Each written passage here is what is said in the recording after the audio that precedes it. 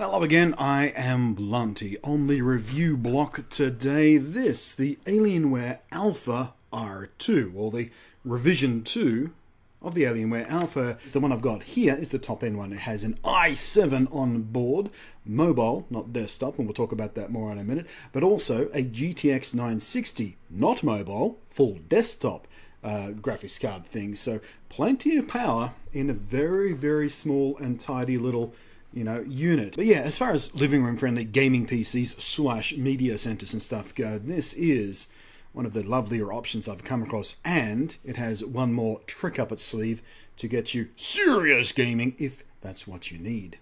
Because it's also compatible with this beast, which is their external graphics card amplifier box thingamabob. Basically, you can chuck any graphics card you like in a proper big ass desktop graphics card, and I tested it with a 1080 among other things, and I'll make a separate video about the performance of this combined with that. But just wanted to point out that you get the best of both worlds. You can have a little compact system, but you can also squirt in proper desktop class stuff as well, which also means, by the way, that this little bugger can be VR capable. Tiny little VR machine in your lounge room. Well, not tiny when you add this thing next to it, but relatively tiny compared to a full desktop system, for example. It's still remarkably compact, and you've got all the upgrade options you could, reasonably want. Alright, like I said, this is the top end variant, packing the Core i7-6700T CPU, and again, that T signifies the low power friendly mobile variant, as are the i5 and i3 versions of the Alpha R2 also.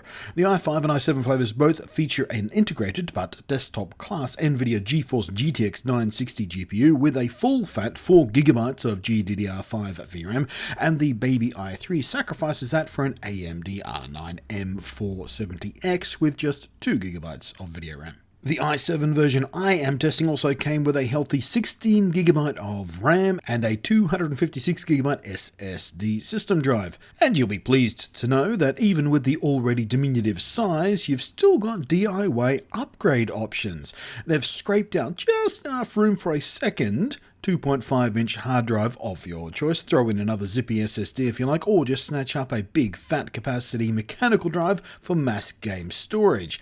And a hard drive upgrade is something I would advise, as the 256GB SSD system drive won't hold that many big AAA game titles all at once, or much media if you're double timing this as your home theater PC as well. And the system RAM is even sitting in 2 standard laptop slots, so that too is easily user upgradable. Back on the outside though, it looks precisely like the old Alpha models, with the same simple and clean design lines and the same RGB light sections for the Alien logo and the corner cutout, which you can independently assign colours and behaviour to. Of course, you can even make it do neat stuff like change colour or blink or whatnot when you've got an email or something waiting for you, which is a handy little glanceable indicator for a PC that's made for living room spaces. I like it. Around the back you've got power in, the slot for the external graphics amp, a HDMI out and a HDMI in, so you can do that handy trick the Xbox One also does and pass through your Blu-ray player and whatnot. There's an Ethernet port, 2 more USB ports to join the 2 already on the front, and an optical audio out. You'll notice the lack of traditional audio out, by the way. Made for TV and home theater hookup, the R2 expects you'll pass audio through the HDMI or the optical output. If you want to use this with more traditional PC speakers or headphones, you'll want one of those little USB sound card thingies or something. It's an annoying feature omission, but an understandable one. The keyboard and mouse that come in the box are, well, they're not very good. But again, for a device made for TV use, it's unlikely you'll be relying on these much. It is a pity, though, that Alienware didn't think to put something more living room useful in their place, like a basic wireless keyboard / touchpad combo. That would have been nice. But the inbox units are at least serviceable for getting things set up at least. One of the vital factors for living room friendliness is, of course, noise, which is always a problem for things that have a small internal volume, and thus small fans. But while under full load, maxing out a heavy benchmark, this is what the Alienware R2 sounds like.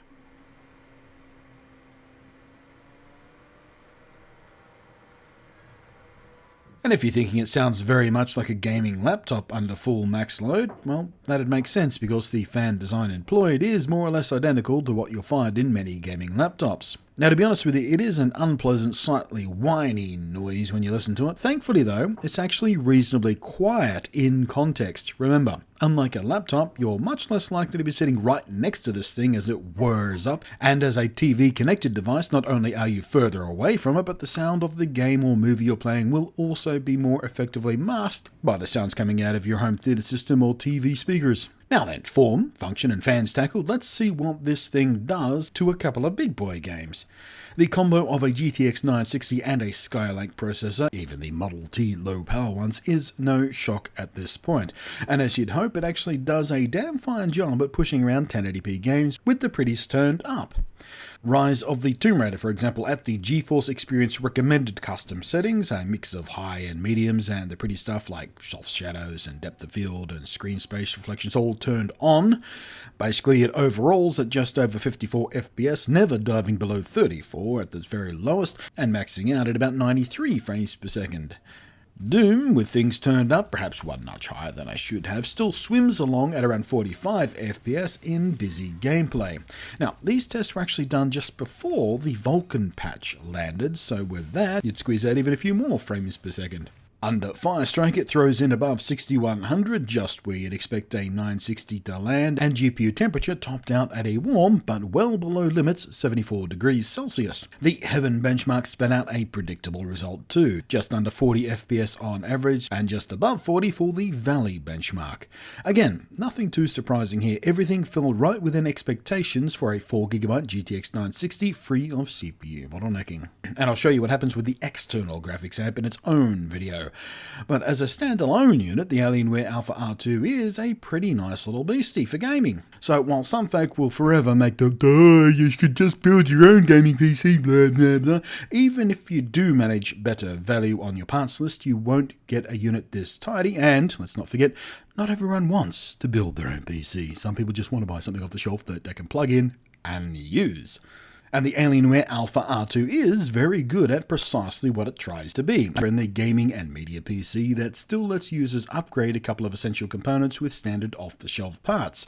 Its performance is largely uncompromised by what the engineers had to do to get this comically small, and it'll kick out 1080p gaming with the pretty settings turned on really quite nicely. There's even a path, albeit less elegant than the core system, to use more powerful GPUs, perhaps hand-me-downs from your big system as you upgrade its GPU. In any case, I'll look at the external GPU beastie in the follow-up video to this one. For now though, the Alienware Alpha R2 gets my stamp of approval. It is a really nice little system, well behaved, and does exactly what it promises on the box. Thanks for watching, I am Blunty, and I will catch you next time.